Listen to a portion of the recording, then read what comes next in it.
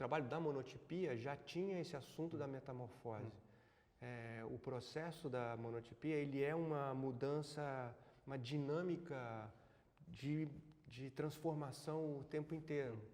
Então, se você for ver as ilustrações ou os trabalhos, tem até alguns aí, a gente pode ver depois, ele tem essa mudança, é muito claro como as coisas vão se transformando e como ali, né?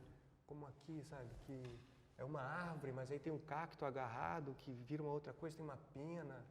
Ele vai se transformando nos seres, assim, em transformação, né? Que deixa de ser só uma... Nada é uma coisa só. Se você for ver uma planta, sempre tem alguma coisa agarrada nessa planta, com uma outra flor, tem 1 milhão de coisas ali, que acontecem ali. Fora a jiboia quando aparece, né? A piton, que aparece enrolada ali, pássaros, como aquele cardeal ali. Aí tem muitas memórias também que fazem parte de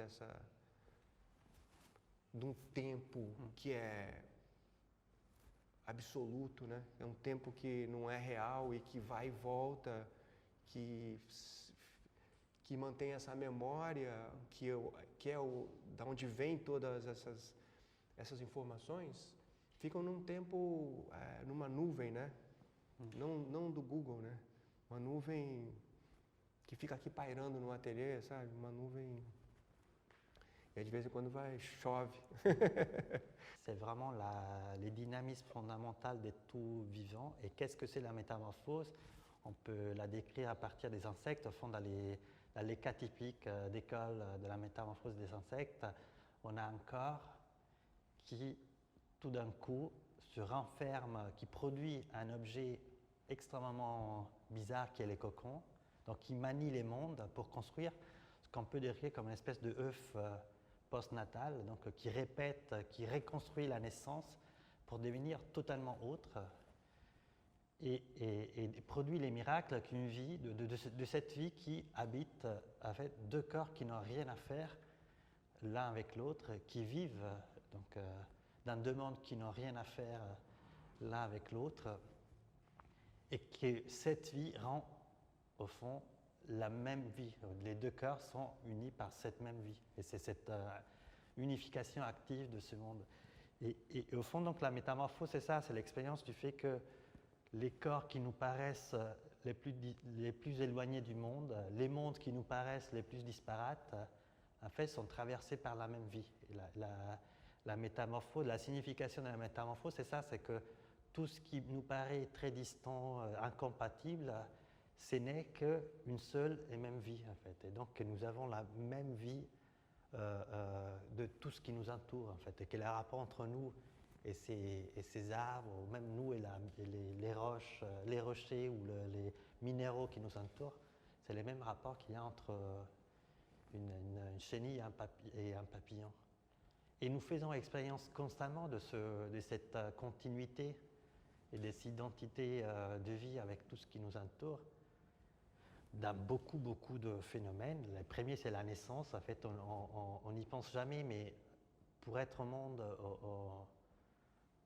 on est pendant 9 mois au moins les mêmes corps qu'une autre personne. Moi, j'étais 9 mois les corps et la vie, et les souffles, et les sangs de ma mère.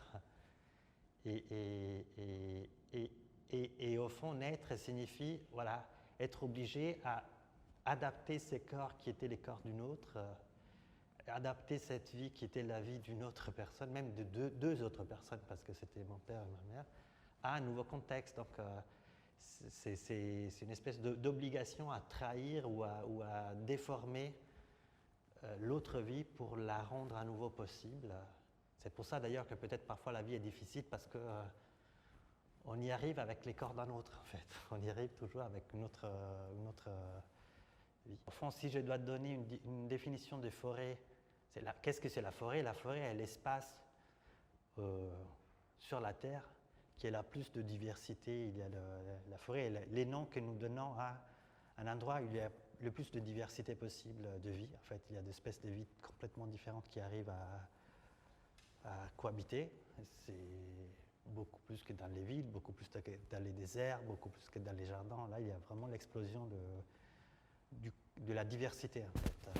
Et donc, donc d'une certaine manière, ce que Selvage m'a produit, c'est vraiment reproduire la forêt, c'est-à-dire essayer de faire exploser la diversité, une espèce de forêt post-urbaine, c'est-à-dire ce qui est très beau dans les tableaux, par exemple, qui sont à Paris, mais qu'on voit ici, c'est que l'idée, ce n'est pas de revenir à une forêt qui serait primitive, qui serait la préhistoire de nos villes. L'idée, c'est de comprendre que les villes sont déjà des forêts, en fait, et que ville et forêt doivent coïncider à nouveau, et que la forêt, d'une certaine manière, est déjà et les futurs de la ville, et pas sa préhistoire.